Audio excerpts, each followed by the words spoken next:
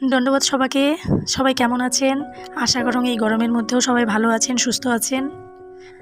ভাদ্র Masia গরম, মানে এমন গরম বোধহয় রেকর্ড ভাঙে দিবে। সকালবেলা বাচ্চাকে স্কুল নিয়ে গেছো, দই নিয়ে আসছো, আমুলের দই। এটাকে নিয়ে ফ্রিজে রাখছো, এই দোবসানে বের করলুম, বের করিয়ে এই যে ঘোল বানাই মুই। এটা ওই লেবুর রসও দিলুম এক না, আর ফ্রিজে ঠান্ডা জল দিলুম, দিয়ে এই যে ঘোল বানাম। আমুলের দইটা খুব সফট হয় তো, জলের সঙ্গে খুব তাড়াতাড়ি মিশিয়ে যায়, চামচ দিয়ে ঘাটলেই হয়ে যায়। চিনি লবণটা আর কি গোলানো অবধি। এত গরম যে না বাইরে বেরিয়ে যায় না ঘর থাকা যায়।